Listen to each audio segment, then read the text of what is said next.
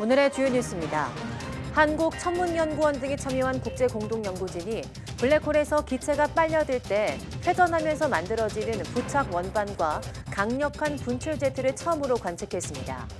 이번 연구는 수십 년간 예측만 무성했던 블랙홀 부착 원반을 처음으로 직접 영상화해서 존재를 증명했다는 점에서 의의가 있습니다.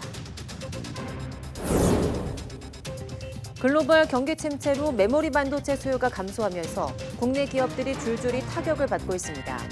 어제 SK하이닉스가 1분기에 3조 4천억 원이 넘는 적자를 낸 데 이어서 삼성전자도 1분기 반도체 부문에서 4조 원이 넘는 적자를 기록했습니다.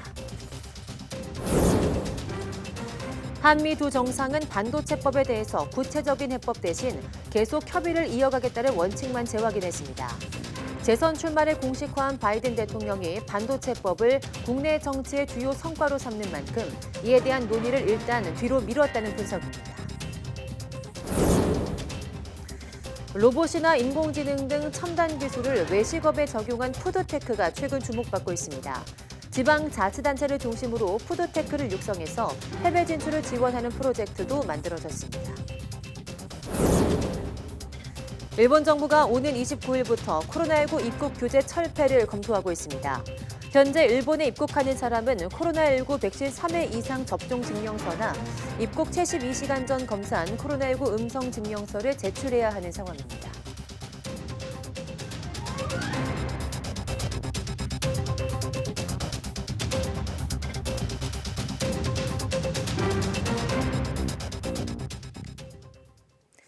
여러분 안녕하십니까? 4월 27일 사이언스 투데이 시작합니다. 대구의 한 병원에서 C형 감염 환자가 집단 발생했습니다. 대구시는 최근 서구에 있는 한 병원에서 입원 환자 4명이 C형 감염 환자로 신고돼 병원 관계자 등을 전수조사한 결과 입원 환자 14명과 퇴원 환자 1명 등 모두 19명이 감염된 것으로 확인됐습니다. 또 추가 감염을 확인하기 위해서 지난해 6월 이후 외래 환자 등 400여 명의 C형 감염 이력을 확인하고 있습니다.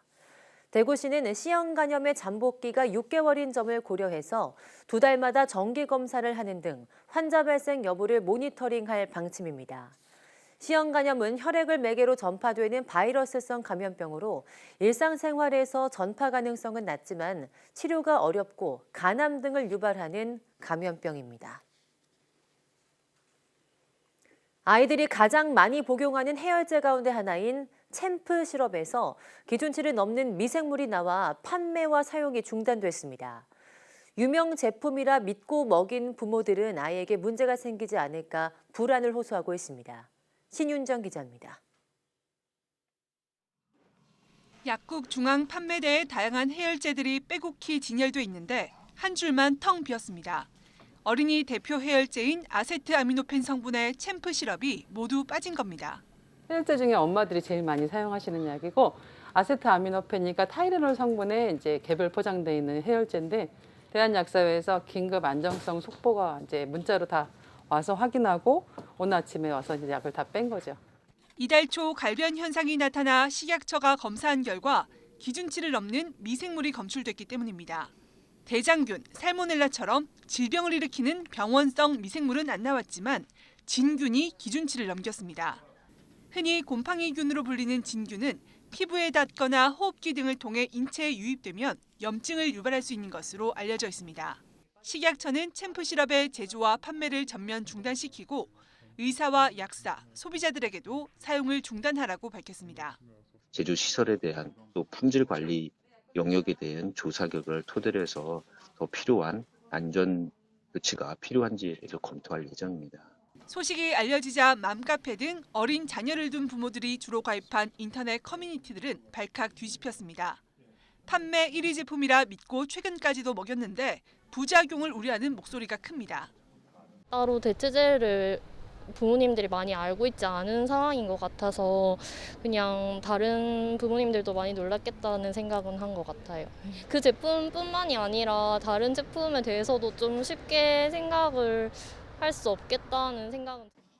제조사인 동아제약은 약국과 홈페이지를 통해 제품 회수와 환불을 진행하고 있습니다. 식약처는 동아제약에 시중에 유통된 모든 챔프 시럽에 대해 식약처 지정 시험기관에서 검사하고 결과를 제출하라고 지시했습니다. YTN 신윤정입니다. 식품의약품안전처는 일상생활에서 노출되기 쉬운 유해 물질 6종에 대한 간편 정보지와 카드 뉴스를 제공한다고 밝혔습니다. 유해 물질 6종은 크롬, 주석, 파라벤, 바이오제니가민, 헤테로사이클릭아민, 다이옥신입니다. 식약처는 프라이팬, 냄비 등 식품용 기구 용기를 처음 사용하기 전에 식초를 첨가한 물을 넣고 10분 정도 끓여 세척 후 사용하면 크롬 등 중금속 노출을 줄일 수 있다고 설명했습니다. 주석은 캔 제품 섭취를 통해 체내로 들어올 수 있으므로 찌그러지거나 파손된 캔 제품은 가급적 구매하지 말라고 당부했습니다. 또 식품의 부패나 발효 과정에서 생성되는 알레르기 유발 물질인 바이오제니가민은 발효식품을 구매한 후 냉장 보관하고 소비기한을 준수하면 노출을 줄일 수 있다고 밝혔습니다. 호기심으로 마약을 접했다가 중독돼 상습 투약한 미성년자 15명이 경찰에 붙잡혔습니다. 경찰은 이들을 포함해서 마약을 사고 판 혐의를 받는 130여 명을 검거해 19명을 구속했습니다. 윤웅성 기자가 보도합니다.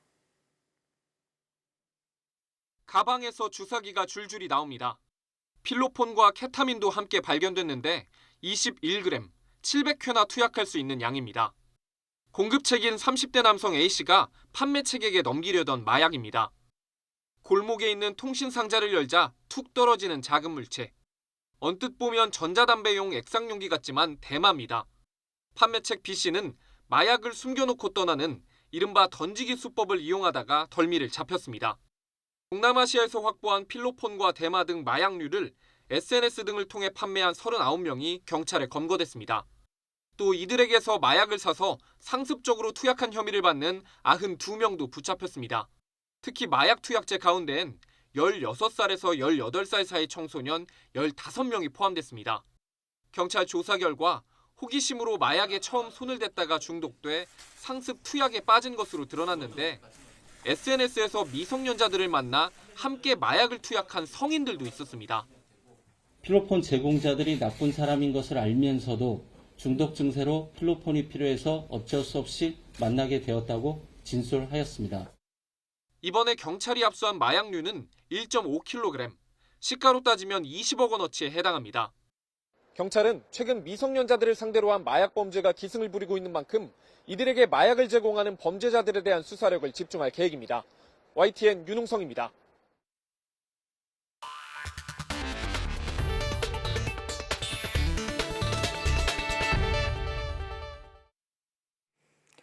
한국천문연구원이 참여한 국제공동연구진이 지구에서 5,400만 광년 떨어진 M87 은하 중심부의 초대 질량 블랙홀의 부착 원반과 강력한 분출 제트를 처음으로 관측했습니다. 국제공동연구진은 칠레 알마 망원경, 그린란드 망원경 등 세계 각지의 전파 망원경을 이용해 이 같은 현상을 관측했다고 밝혔습니다. 부착 원반은 블랙홀이 강력한 중력으로 근처의 기체들을 빨아들일 때 기체들이 회전하면서 만들어지는 형상이며 제트는 블랙홀이 방출하는 가스를 말합니다. 박종호 천문연 선임연구원은 수십 년간 예측만 무성했던 블랙홀 부착 원반을 처음으로 직접 영상화해 존재를 증명했다는 점에서 블랙홀 연구에 중요한 전환점이 되는 연구 결과라고 설명했습니다. 이번 연구에는 전 세계 121명의 연구자가 참여했으며 국내에서는 천문연구원과 경북대 연구진 등 총 4명이 참여했습니다. 로봇이나 인공지능 같은 첨단 기술을 외식업에 적용한 산업을 푸드테크라고 부르는데요. 이런 푸드테크를 육성해서 해외 진출을 지원하는 K키친 프로젝트가 만들어졌습니다. 김근우 기자가 취재했습니다. 키오스크로 커피를 주문하자 로봇팔이 움직이기 시작합니다. 원두를 갈아내고 컵에 얼음을 담아내는 동작이 마치 사람 손처럼 정확합니다. 이처럼 식품과 외식 분야의 첨단 기술을 접목한 푸드테크가 주목받고 있습니다. 특히 장소와 사람에 구애받지 않고 균일한 조리가 가능한 만큼 한류 열풍으로 높아진 해외 한식 수요에도 대응할 수 있을 것으로 보입니다. 요리의 그 자동화라든가 그다음에 서빙하는 로봇, 그다음에 앞으로 나올 수 있는 그 K푸드의 균일한, 그러니까 잘 정리된 음식 조리, 거기에 필요한 로봇 기술, 자동화 기술들이 잘 준비되어 있습니다. 지금까지는 조리를 보조하는 단계지만 앞으로 식품 생산 전반으로 영역을 넓힐 거로 기대됩니다. 현재는 로봇이 단순하게 인력을 대체하는 수준이었던 데 반해서 더 어려운 일들까지 할 수 있는 그런 시대가 올 것으로 생각하고 있습니다. 푸드테크 기업에게 가장 필요한 건 기술 지원과 규제 혁신입니다. 경상북도와 포항시는 K키친 프로젝트를 만들어 민간 기업의 포스텍의 로봇 기술을 공유하고 특구 지정을 비롯한 성장 기반도 만들 계획입니다. 포스텍에서 교수를 비롯해서 적극적으로 연구진이 참여하고 로봇 기업들이 적극적으로 투자가 되거나 유치가 될 것이기 때문에 K키친의 새로운 토대가 로봇과 AI 등 국내 기술을 활용한 푸드테크와 K키친이 지역의 새로운 성장 동력이 될지 관심이 쏠리고 있습니다. YTN 김근우입니다. 제주 신화월드 리조트는 KT의 실내 배송 로봇 5대를 지난주부터 본격 운영에 들어갔습니다. 로봇들은 간단한 배송뿐 아니라 리조트 이용객이 객실에서 로봇 편의점으로 주문한 뒤 결제하면 물품을 담아 객실까지 배달하는 역할을 합니다. 리조트 측은 로봇 편의점 운영 이후 100만 원 이상의 부가 매출을 올렸다고 전했습니다. KT 측은 실내 배송 로봇이 대형 호텔뿐 아니라 인력이 부족한 소규모 숙박업소에서 야간 배송에 이용될 수 있다고 설명했습니다. 코로나19 같은 감염병 대유행으로 항공기 이용이 어려워지면 마일리지 유효기간이 연장됩니다. 소비자에게 불리했던 항공사 약관 조항이 이처럼 소비자 편의를 높이는 쪽으로 바뀌는 겁니다. 어떤 것들이 있는지 이영원 기자가 취재했습니다. 항공사 마일리지는 유효기간이 있습니다. 지난 2008년 도입 이후 대한항공은 10년, 아시아나항공은 최대 12년으로 정해뒀습니다. 이제는 코로나19 같은 감염병 유행으로 항공기를 이용할 수 없을 때도 예외 없이 유효기간이 적용된다는 점입니다. 당시 소비자 불만이 잇따르자 항공사는 관계부처와 협의해 2020년부터 3차례에 걸쳐 유효기간을 최장 2년 6개월 늘렸습니다. 마일리지를 사용하지 못하는 고객들의 불편을 최소화하기 위해 올해 말 만료되는 마일리지 유효기간의 연장을 결정하게 됐습니다. 오는 6월부터는 별도 협의 없이도 유효기간을 연장할 수 있게 됩니다. 코로나 같은 재난 상황에서는 마일리지 사용을 기대할 수 없는 만큼 미리 고객에게 알린 뒤 유효기간을 늘리도록 약관을 바꿉니다. 정상적인 마일리지 사용이 불가능한 기간까지도 마일리지 유효기간에 포함되도록 해석하는 것은 고객에 부당하게 불리한 조항으로서 유효기간을 연장하는 것이 타당하다고 판단하였으며 또 마일리지 사용 조건을 바꿀 때 유예기간을 1년만 두도록 한 것도 불공정 약관으로 봤습니다. 이에 항공사가 보너스 좌석 증편 등 마일리지 소진 방안을 적극적으로 마련하고 코로나 같은 재난 발생 때는 유예기간도 늘리도록 했습니다. 보너스 제도를 바꿀 때는 회원 이메일 등을 통해 개별적으로 알리고 제휴사 프로그램이 바뀌거나 중단될 때도 미리 알리는 것을 원칙으로 했습니다. 이 밖에 회원 마일리지를 임의로 정정할 수 있도록 한 조항은 사유를 구체화해서 고객에게 알리도록 했습니다. 공정위는 이렇게 바뀌는 약관 조항으로 소비자 손해를 방지하고 관련 분쟁을 예방할 수 있을 것으로 기대했습니다. YTN 이영훈입니다. 일본 정부는 오는 29일부터 코로나19 입국 규제를 철폐하는 방향으로 조율하고 있다고 교도통신과 지지통신 등 일본 언론이 보도했습니다. 현재 일본에 입국한 사람은 코로나19 백신을 3회 이상 접종했다는 증명서나 입국 72시간 전 검사한 코로나19 음성 증명서를 제출해야 합니다. 코로나19 입국 규제가 철폐되면 이런 증명서를 제출할 필요가 없어집니다.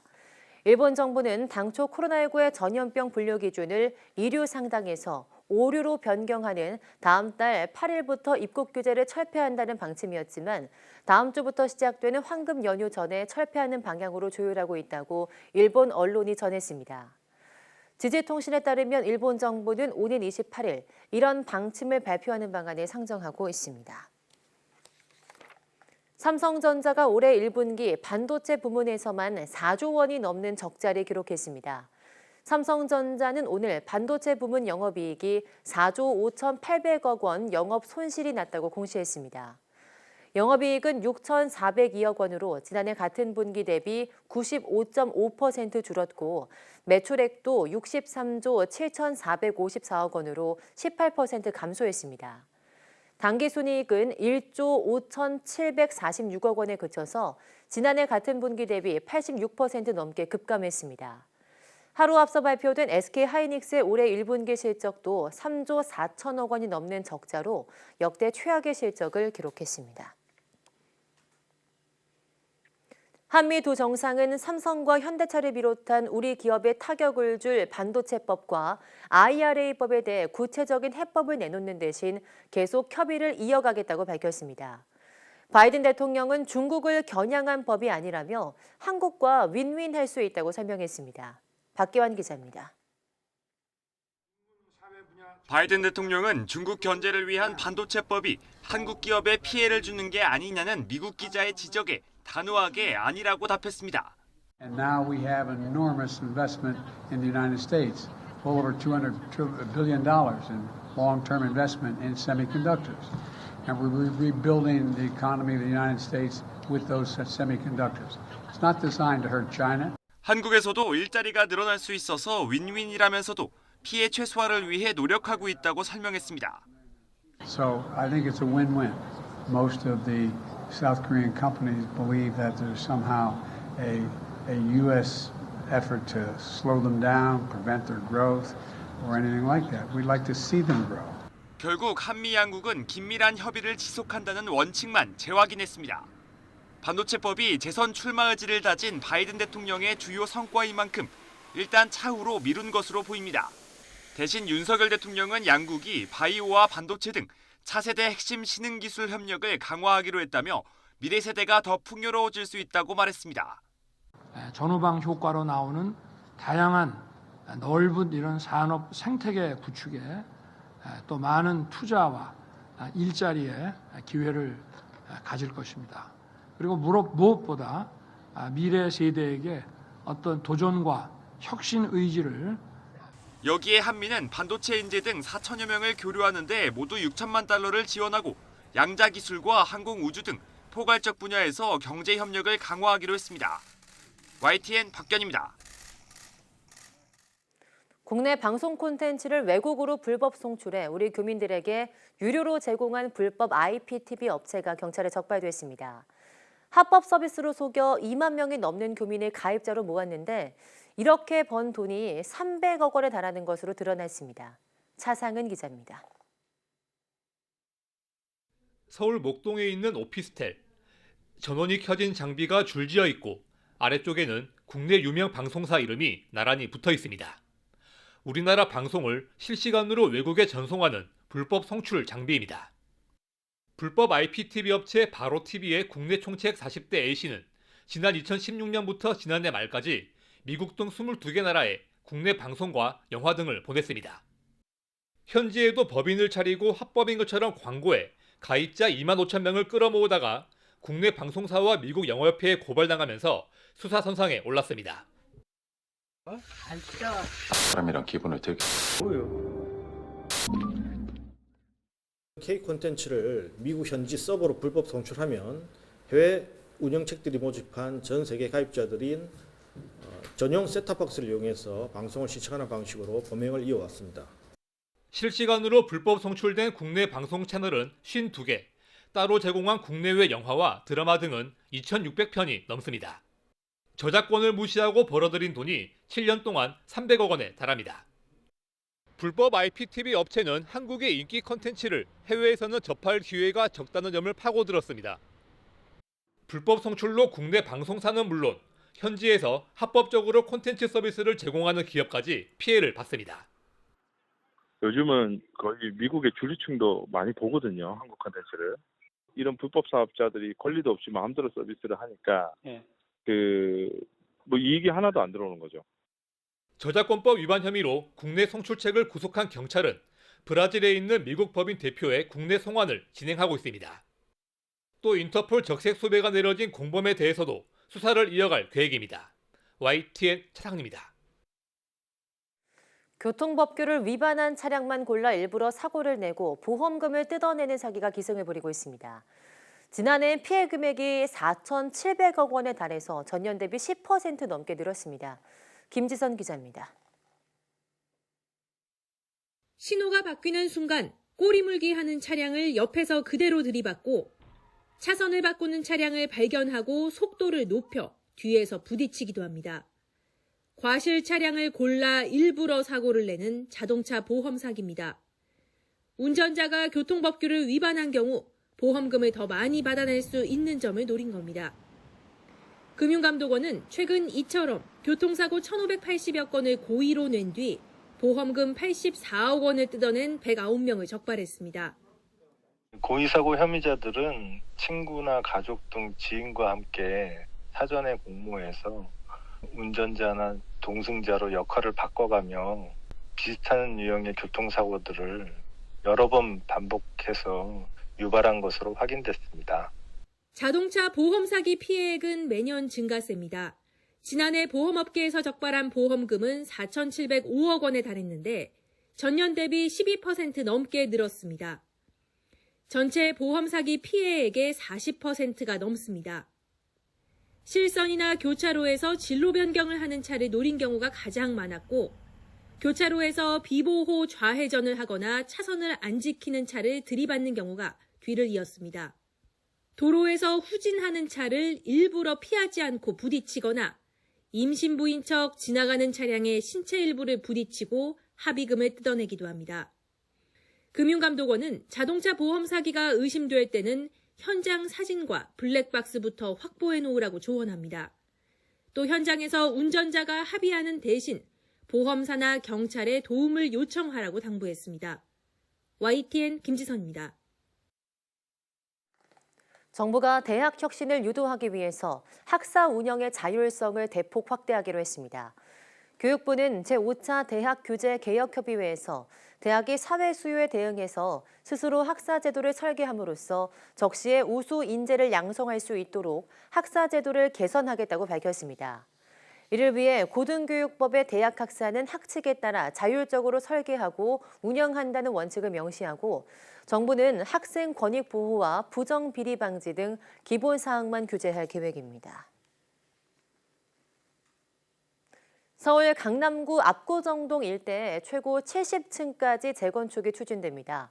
특히 전체 세대수가 약 10,000가구에 이르는 미니 신도시급으로 탈바꿈합니다. 김종균 기자입니다. 강남 압구정동 일대 아파트 재건축 사업에 속도가 붙을 전망입니다. 서울시는 이틀간 압구정 주민을 대상으로 구역별 신속통합기획 초안을 공개하는 설명회를 열었습니다. 시는 시뮬레이션을 거쳐 최고 50층 내외로 제한했지만 창의적, 혁신적 디자인이 반영되면 그 이상까지 허용할 방침입니다.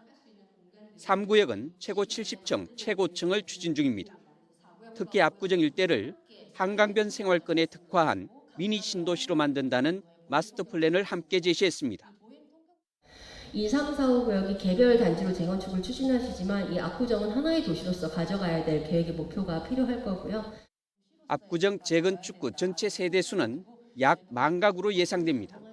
서울시는 주민 의견 수렴 결과를 바탕으로 다음 달 중 압구정 신속통합기획 가이드라인을 확정할 계획입니다. YTN 김종균입니다.